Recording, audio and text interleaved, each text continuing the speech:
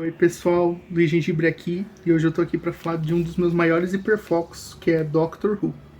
A minha ideia com esse quadro é fazer um pequeno resumo de cada arco, desde a série clássica até a série atual, e depois trazer algumas curiosidades que eu tenho aqui listadas.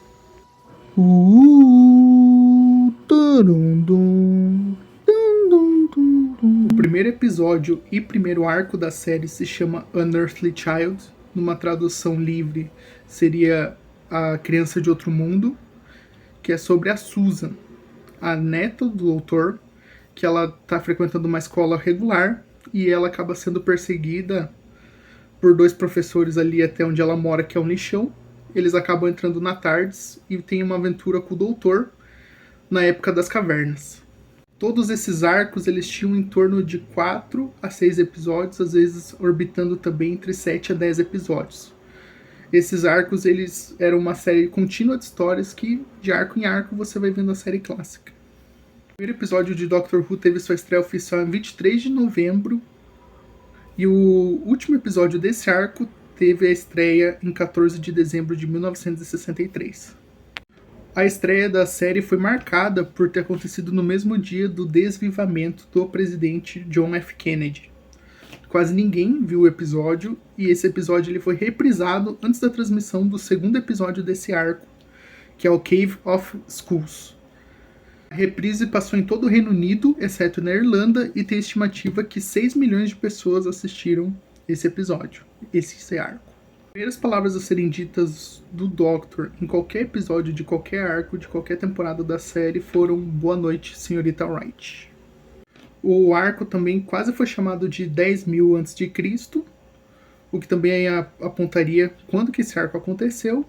Ele também quase foi chamado de The Firemakers, que são os incendiadores, de Cavemen, que são os homens da caverna, ou Tribe of Gun, que seria a tribo de Gun. Gun seria o nome de K, que é um dos personagens importantes do arco.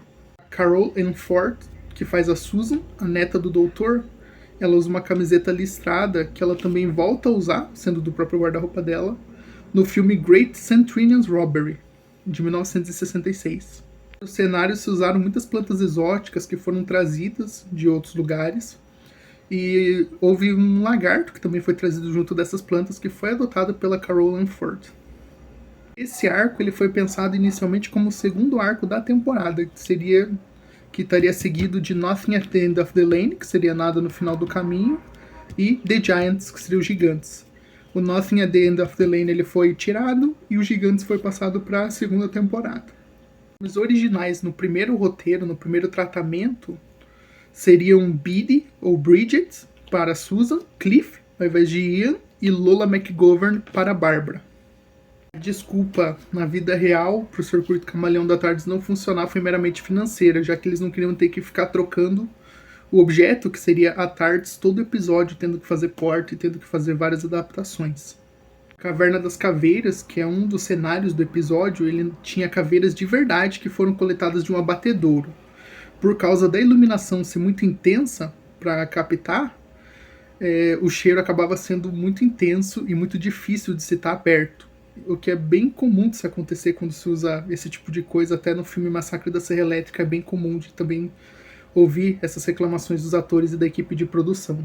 O piloto tem diversas versões, até porque eles tiveram que gravar um par de vezes antes de conseguir fazer bem certinho do jeito que queria. E até teve um momento que o piloto foi gravado e aí foi levado para um tratamento de roteiro novamente, e depois eles gravaram de novo com esse novo roteiro. E você consegue encontrar até no YouTube algumas versões dessas gravações. No episódio a gente também vê o William Hartnell, que é o primeiro doutor, sendo creditado como Doctor Who e não como The Doctor, que seria como ele seria acreditado nos próximos arcos da série. E Barbara acabam desmaiando quando eles vão viajar pela TARDIS pela primeira vez, o que só aconteceria novamente na Era Tennant do 10º Doutor. Há uma continuação em quadrinhos desse arco, que é Hunters of the Burning Stone, ou Caçadores da Pedra que Queima, que confirma que esse arco se passa no planeta Terra. Ele é com o 11º Doutor. E talvez a curiosidade mais cômica seja que, para os papéis de Homens da Caverna, muitos homens tiveram que mostrar se seus peitos eram cabeludos de verdade, para a produção ver se eles eram aptos a encarnar os personagens.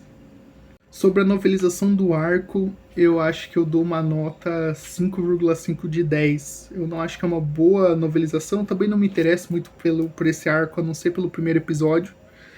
Também tem os personagens Kaisa, que são dois personagens distintos com nomes tão semelhantes que eu sempre estou me confundindo o que um tá fazendo e o que o outro tá fazendo.